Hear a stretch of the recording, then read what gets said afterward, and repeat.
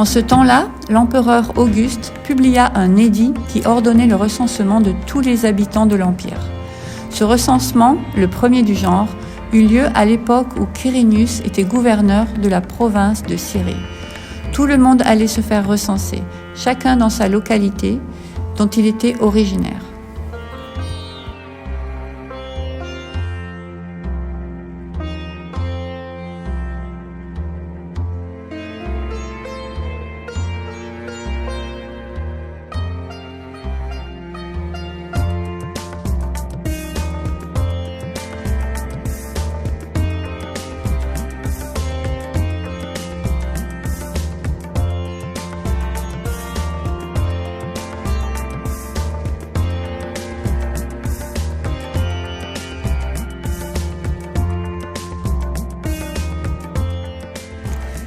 C'est ainsi que Joseph, lui aussi, partit de Nazareth et monta de la Galilée en Judée, à Bethléem, la ville de David.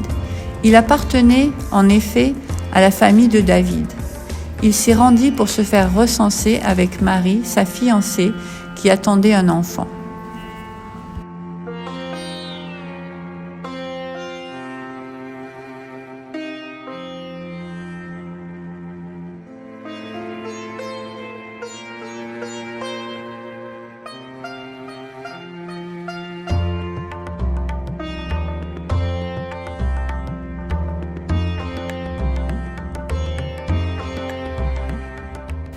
Or, durant leur séjour à Bethléem, arriva le moment où Marie devait accoucher. Elle mit au monde un fils, son premier-né. Elle lui mit des langes et le coucha dans une mangeoire, parce qu'il n'y avait pas de place pour eux dans la pièce réservée aux hôtes.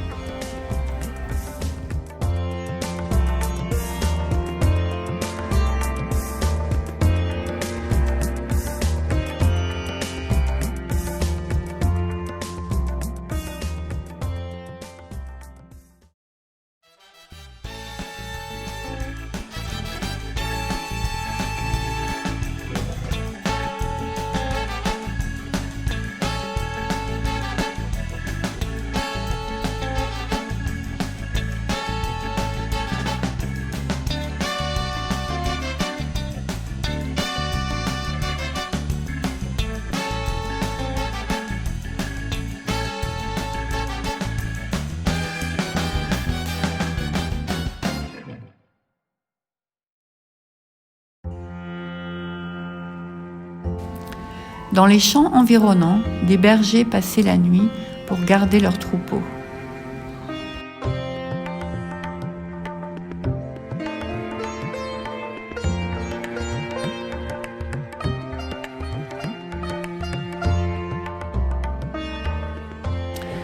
Un ange du Seigneur leur apparut, et la gloire du Seigneur resplendit autour d'eux.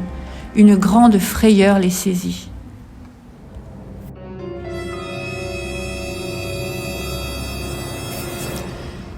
Mais l'ange leur dit : « N'ayez pas peur, je vous annonce une nouvelle qui sera pour tout le peuple le sujet d'une très grande joie. Un sauveur vous est né aujourd'hui dans la ville de David. C'est lui le Messie, le Seigneur. Et voici à quoi vous le reconnaîtrez. Vous trouverez un nouveau-né dans ses langes et couché dans une mangeoire. »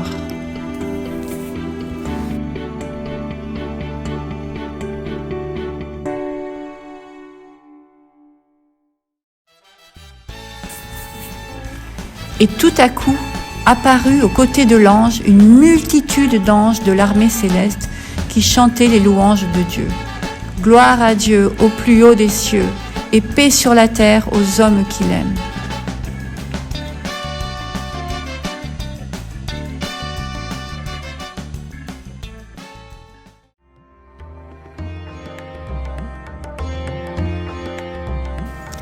Quand les anges les eurent quittés pour retourner au ciel, les bergers se dirent l'un à l'autre : « Allons donc jusqu'à Bethléem pour voir ce qui est arrivé, ce que le Seigneur nous a fait connaître. » Ils se dépêchèrent donc d'y aller et trouvèrent Marie et Joseph avec le nouveau-né couché dans une mangeoire.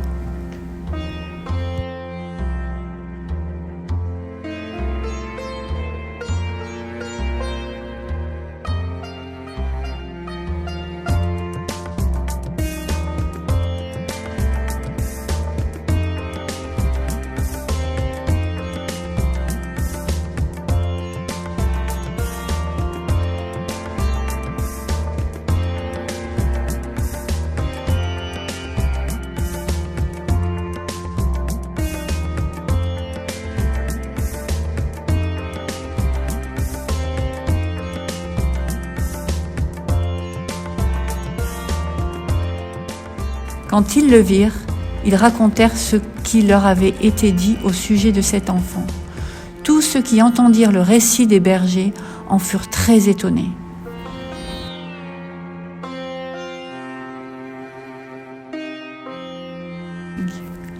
Marie, elle, conservait le souvenir de toutes ces paroles et y repensait souvent. Les bergers s'en retournèrent, glorifiant et louant Dieu au sujet de tout ce qu'ils avaient vu et entendu. C'était bien ce que l'ange leur avait annoncé.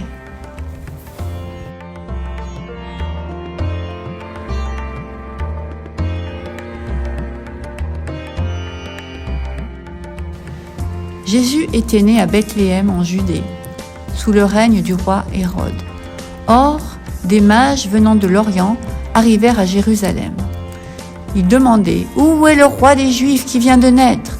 Nous avons vu se lever son étoile et nous sommes venus lui rendre hommage. »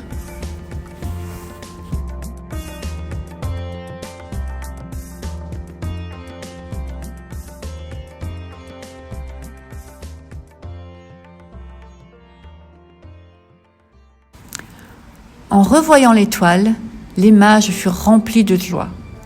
Ils entrèrent dans la maison, virent l'enfant avec Marie, sa mère, et tombant à genoux, ils lui rendirent hommage. Puis ils ouvrirent leur coffret et lui offrirent en cadeau de l'or, de l'encens et de la myrrhe. Cependant, Dieu les avertit par un rêve de ne pas retourner auprès d'Hérode.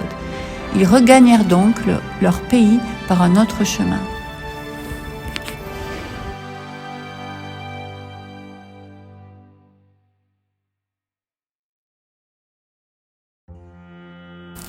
Après leur départ, un ange du Seigneur apparut à Joseph dans un rêve et lui dit « Lève-toi, emmène l'enfant et sa mère et fuis en Égypte. Tu y resteras jusqu'à ce que je te dise de revenir, car Hérode fera rechercher l'enfant pour le tuer. » Joseph se leva donc, amena l'enfant et sa mère de nuit pour se réfugier en Égypte. Il y resta jusqu'à la mort d'Hérode. Ainsi s'accomplit ce que le Seigneur avait dit par le prophète. « J'ai appelé mon fils à sortir de l'Égypte. » À son réveil, Joseph fit ce que l'ange du Seigneur lui avait commandé. Il prit sa fiancée pour femme. Mais il n'eut pas de relation conjugale avec elle avant qu'elle ait mis au monde un fils, auquel il donna le nom de Jésus.